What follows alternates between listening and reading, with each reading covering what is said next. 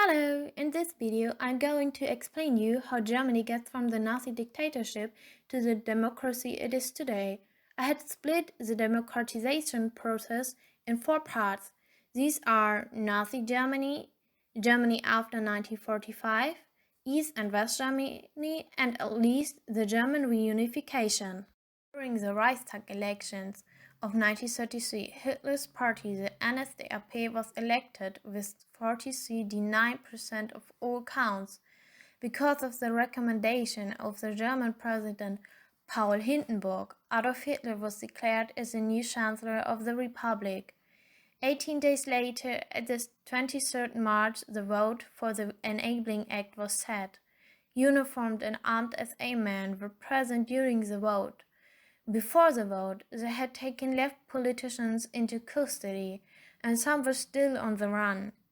In the end, 444 of 583 present members of the parliament voted for the Enabling Act, the so-called Gleichschaltung, or the Nazi seizure of power, followed, which included the elimination of all parties in the former Weimar Republic. The capitulation of the German Reich in the Second World War at the 8th May of 1945 was the end of the Nazi regime. After the Second World War, the four occupying powers, England, France, the USA, and the Soviet Union, built up the Allied Counter-Council in the summer of 1945. It was for a common course of action in whole Germany. The rulers in the four occupation zones were in each zone one military governor. Founding parties was again allowed. In the year 1946, in the British occupation zones, there were built up 3 states under the plans of German politicians. These states were Lower Saxony, North Rhine-Westphalia, and Schleswig-Holstein. The first local elections in the west part of Germany were between the years 1946 and 1947. They were still controlled by the military authorities of the Allies. In the Soviet occupation zone, the Communistic Party, SED, which was later the former state party of East Germany, was dominating. In the year 1947, they had appointed the People's Congress, and in the spring of 1948, the German People's Council to work out a constitution for a future East German state. 1947, the American and British occupation zone were combined, and 1 year later the French occupation zone was added.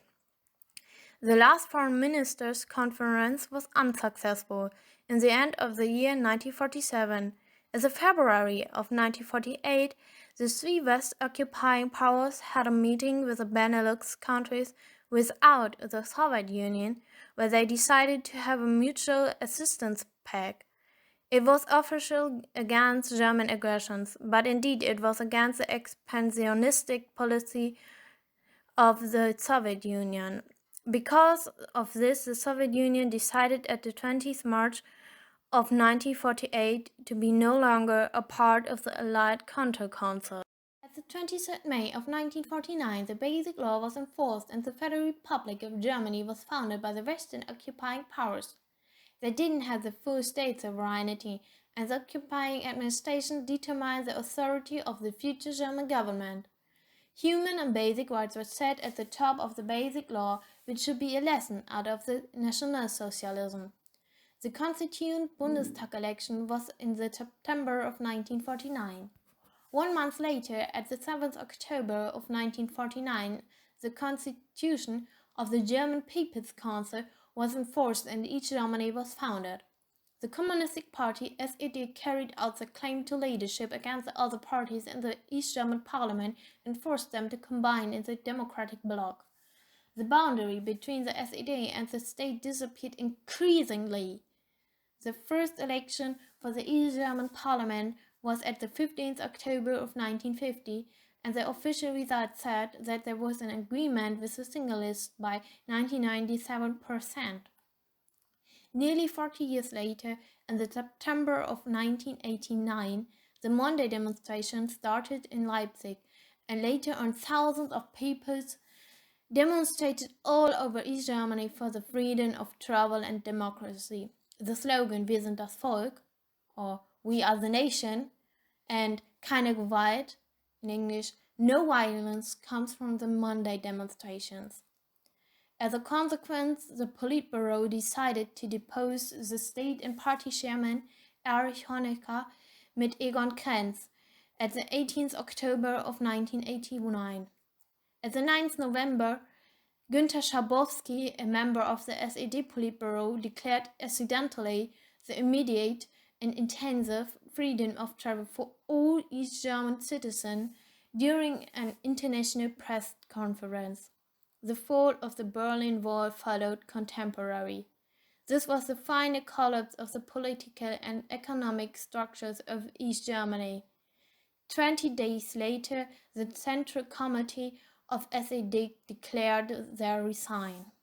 The first free election for the East German parliament was in the March of 1990 with a participation of 93%. In the July of 1990, the reunification of East and West Germany to an economic, monetary and social union followed. After negotiations between both German states and the occupying powers, they had signed the 2+4 agreement in the September of 1990, which ended officially the post-war period and gave Germany their full sovereignty back.